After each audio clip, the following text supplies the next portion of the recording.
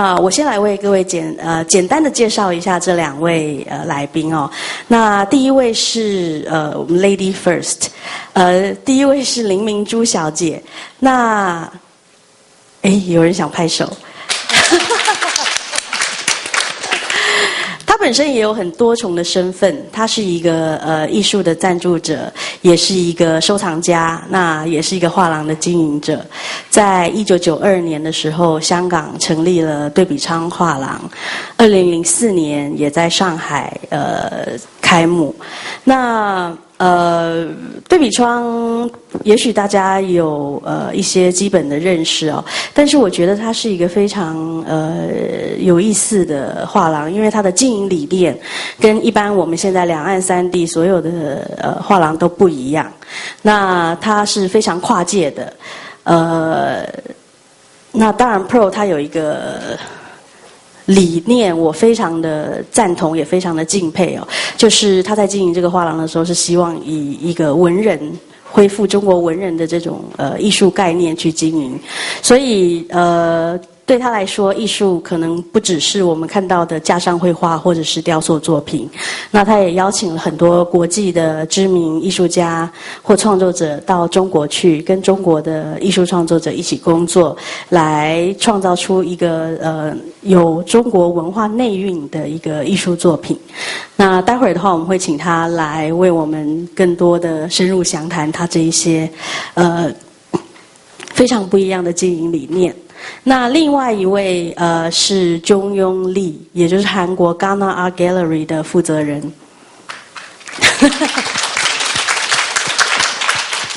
Gana Art Gallery 是一个非常大的画廊哦。那它从1983年成立到现在，在世界像欧美啊、纽约都有它的画廊的基地。这个画廊是已经有美术馆的等级，像它的在韩国的总部，的那座建筑就是由一位非常知名的建筑师 Jean-Michel Whitmore 设计的。那这个画廊它不是只是在做一般的艺术品经营，它也有像 Gana Publications 自己的艺术出版，还有一些像 print 或者是 ceramic 的 studio， academic 就是有在做一些学术方面的 support， 更到也有成立了 Seoul Auction， 也就是韩国最大的一个拍卖公司，等于是全方位的在开拓这个当代艺术的市场，所以今天这个讲座，我们想会非常的精彩。那各位的话，也不要放弃这个很好的机会，把心中很多的问题，待会儿我们一定会开放时间，让大家来对这2位讲者提问。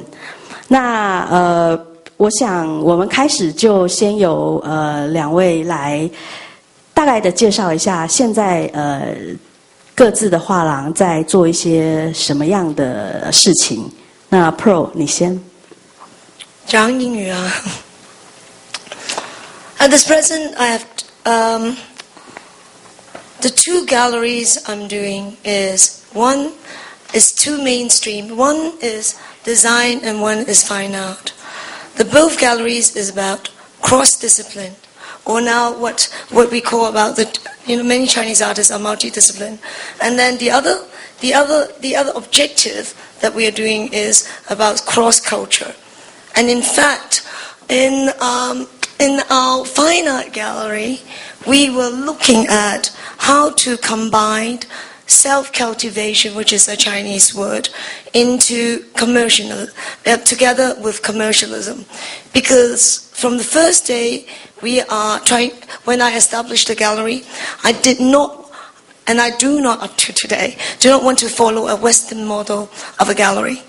Because I think a Western model of a gallery is really foreign for Chinese culture. A Chinese culture, starting from a long time ago, goes, as we all know, we never even sell paintings. So a gallery, a museum, is a very Western concept. But then we cannot deny the 20th century commercialism. So how do I combine self-cultivation and commercialism. That's what I've been exploring for the past years. So at the present moment, what we are doing is we are doing shows which has very high academic values by inviting some very prominent curator, doing shows that we know, which is totally non-commercial, very edgy, and pushing certain, pushing, like last show we did Maximalism by Gaming Liu. He's pushing the spirit of Chinese calligrapher and how this spirit actually is inherited by these young generation, and how these contemporary works are derived from this spirit. And at the same time, on our commercial side, obviously we have some big names artists, and also we have some artists who is not really known in the international market.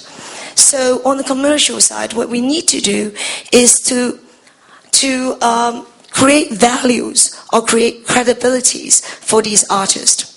That means that we need to place these artists' work into museums, talk to the museums, international museums, for solo shows. Until that they have these values, even if the auction's price is very high, is only an emotional values. Because this is like investing in third liner stocks. Because if your balance sheet of your stocks are not good, it will never have any good price or good value. So in order to push these artists to have these credibilities, is constantly getting art critics, discussing with them, pushing them in different ways. And also my job is basically going around the world, talking to different museums, communicating, bringing their ideas, which is some of them is not even based on Western theory of art, persuading them, and bringing them to the artist studio. So their works are being placed in all these museums. So far, we have been doing, we got, like Xiaofan, we got the Metropolitan Museum. He's been collected by Metropolitan Museum. V&A or Wang Tinda is collected by the British Museum. So we are constantly pushing to do that. And then of course now we were just talking with Jung Yong, the most highest commercial thing for all the galleries today is dealing with the secondary market. Okay, I think you can support me on that. Yeah, Paul's pretty much said everything that galleries do, and there's no reason for me to repeat everything. So I think just for my gallery, the operation got very big because just there's a demand for what the clients were asking. We started a publication because they wanted something to read, and we started a ceramic studio because the ceramic artists needed a place to work, and there was a demand for it. And I think compared to Pro, we are more local because we are more concentrated in Asia, where Pro's everywhere talking to museums, and we are contemporary focused gallery, but we do specialize in Impressionist and modern. And recently, I'm strongly influenced by Pro. We started doing design part, which we had exhibitions of Wanara, and recently with Tokujin Yoshioka, and we are still talking about some projects together. And everything just happened because of a demand, not of a ambition or anything.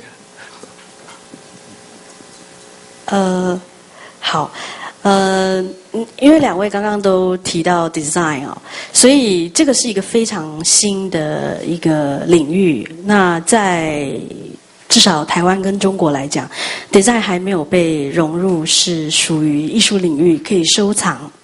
所以我觉得这是一个，sorry， 这不仅是一个开创。那我想请问两位的就是说，在各自的市场来推展这个领域的话，是不是有遇到什么样的困难？然后对于这个特殊的所谓艺术跟设计的融合，它的前景又是有什么样的看法？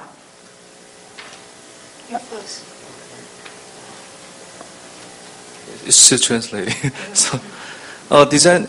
I think in Korea, there is a very small design market. Everyone is interested in design.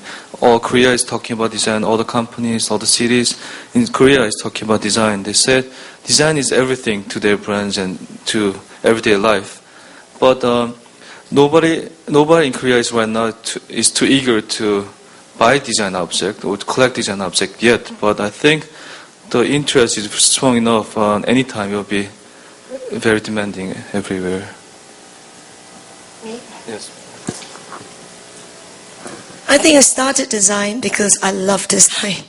So it's a very different things. I started design in Hong Kong, and basically, 5 years ago, I think it's 5 years ago, the European market and the American market coined the name called design art.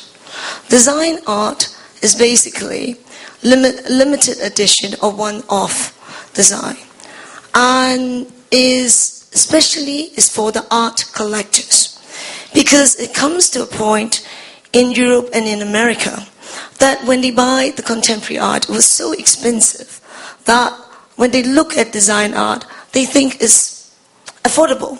So all of a sudden, from the period design, like Jean-Michel Franck, or from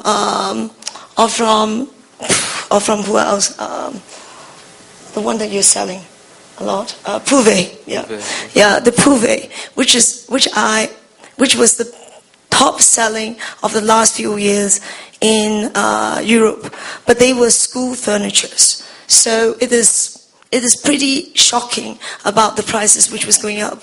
And at the same time, it pushes the contemporary design market up, and especially auctions houses from Sotheby's, Christie's, and Phillips. And Phillips is actually specializing in contemporary design.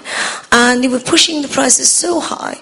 And I remember 4 years ago, I bought a piece which is a graduate show piece from a Dutch designer called De Marieve, and it was €25,000.